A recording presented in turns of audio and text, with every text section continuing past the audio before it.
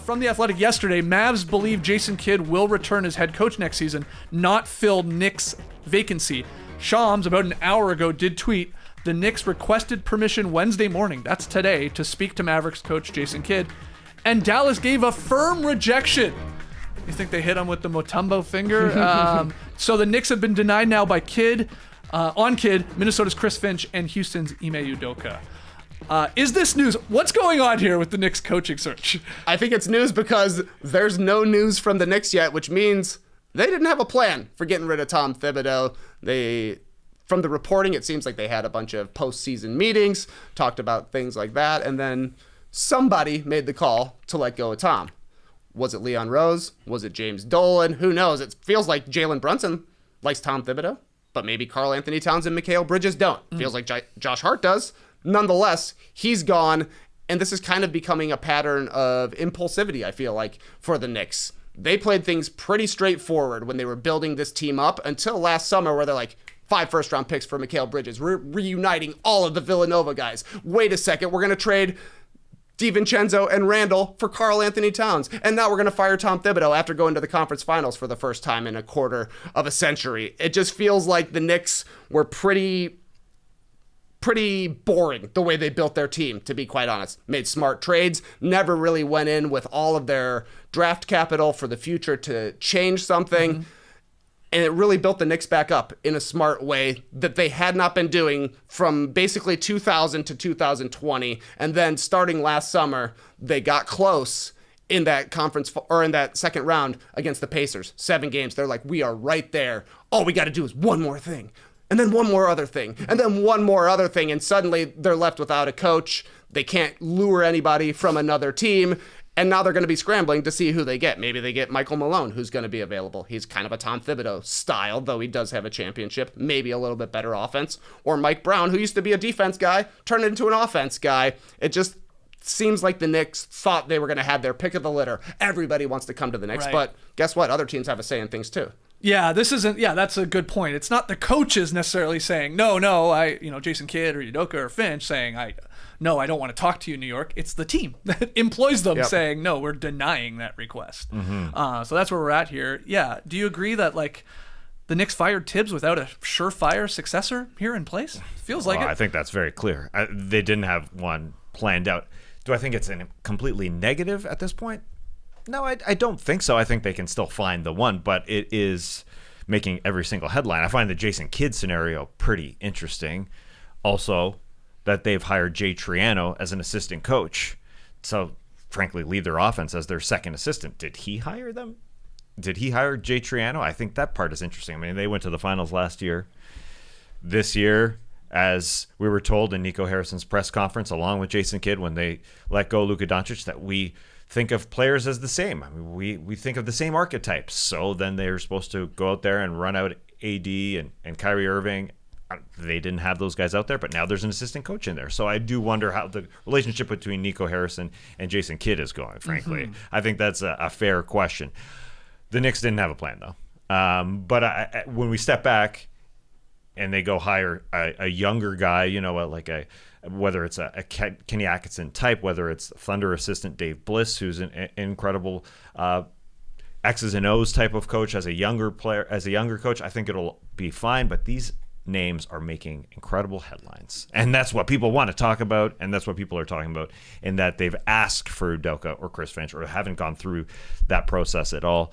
But I wonder how many names are out there. Maybe we're not even hearing about them reaching out to the Thunder for Dave Bliss, who again would be an incredible coach, similar to what Jordan Ott did, or the Suns did in hiring Jordan Ott, a younger coach, which is entirely fine. 5 guys touching the ball with the Knicks. That's what they should want. You say it's entirely fine, but there is a lot of pressure on whoever is coming in to coach the New York Knicks. It's a lot of pressure. Championship or bust.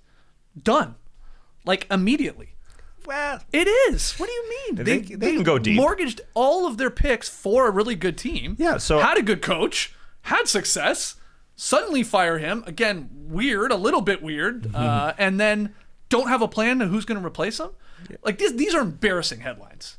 And they just look like Knicks of old, quite frankly, where you're like, well, what was the plan here, guys?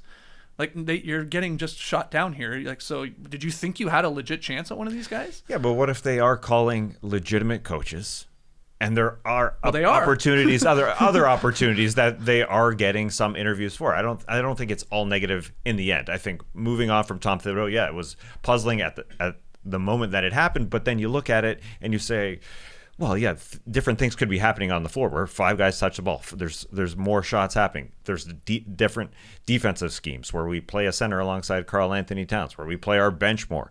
And Tom Thibodeau couldn't do that. Both things can be true. They could, yeah. That they are convinced Tibbs is not the guy to get them to the promised 100%. land, but also the other truth to this can be like, what are you doing? Finch would be good. This looks pretty Udoka dumb. would be good. Yes, those are also There's a problem. true. They're coaches right now for other teams that are actually good too. This is the other part of this. These aren't coaches on bad teams. All 3 of these guys.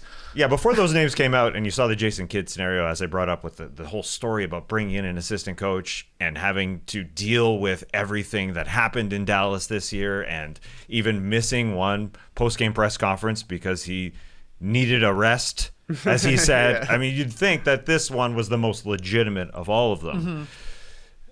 And I wouldn't put it past Jason Kidd at some point to want to leave Dallas. Well, yeah, James Edwards III for The Athletic did write, and this was before we got confirmation that Dallas did deny the Knicks a chance to talk to Kidd, but he said, what if Kidd does prefer to coach elsewhere?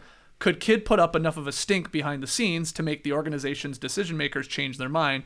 It feels like the Knicks are banking on that. Some people think Kidd's just doing this to parlay the Knicks' interest into another contract extension, lucrative money, and all that. That could be a part of the equation. Sure.